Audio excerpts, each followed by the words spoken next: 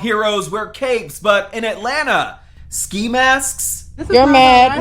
No, you cannot take this off, ma'am. They call themselves the Boot Girls, and they got the keys. The boot keys. Almost all boots in Atlanta. They swoop in and take off your boot for the low. We will do over 20 a day. And as they go viral on TikTok, police are now on their heels.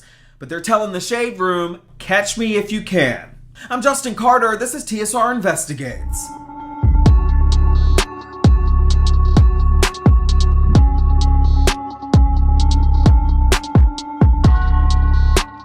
Atlanta is gonna Atlanta, and the Boot Girls are a prime example. Their car was constantly getting booted in the upscale Buckhead neighborhood, so they found a man online who was selling boot keys to people to remove them. Now, in the city of Atlanta, it is legal to buy and sell a boot key, but according to Atlanta police, it is illegal to use it to remove the boot.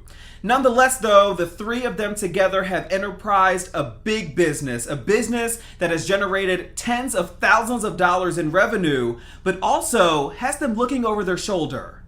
You can't do it. You can't do it, man. It's a risky job. It's legal, like. It's not. Yes, it is. It's not legal. Hey, I'm finna beat your ass on my mama. But the Boot Girls are doing it, going toe-to-toe with private parking lot employees, some of them grown men. You touch my friend, I'ma whip your ass. You a grown man.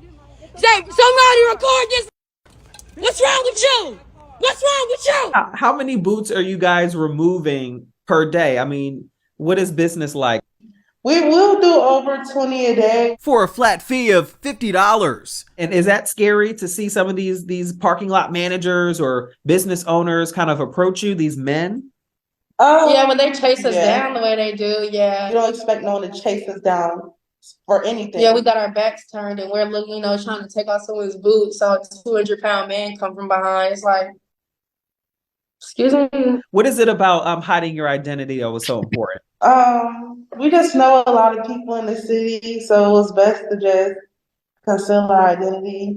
They say what private parking lot companies are doing is predatory, charging $75 a day for people who are either late returning their vehicles or don't pay at all. We feel like it's really expensive and a lot of people can't afford it. Christian Verrett is the mastermind behind it all. Who gave you this idea? Like, how did you even figure this out?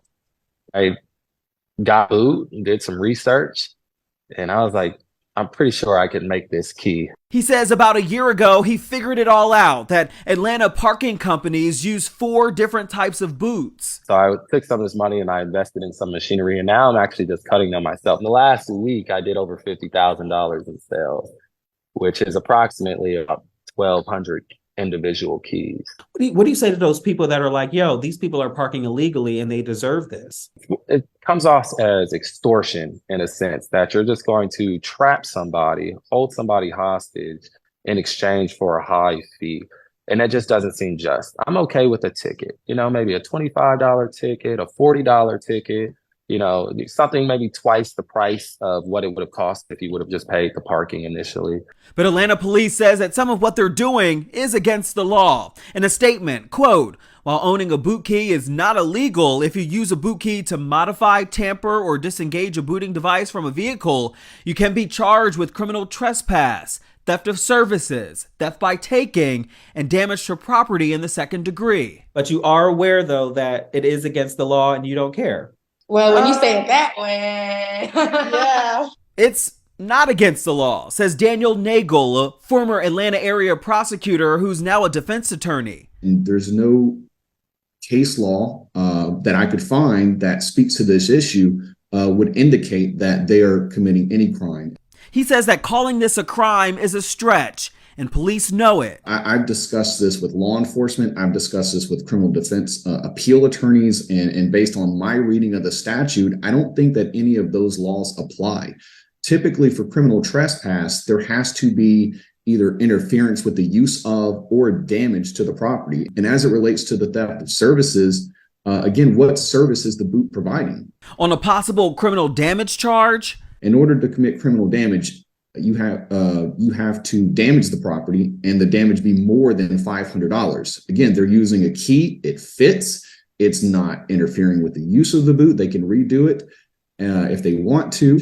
If you have a heart attack or you have a family member that is sick or there's an emergency and your car is booted, somebody may die. And then what's going to happen? Because we don't take their boots, damage their boots. Nothing. It's still your property at the end of the day. We're not. It's right where you left it. It's right where we left it, right there where you put it on it. We're not going to stop because we know what we're doing is right.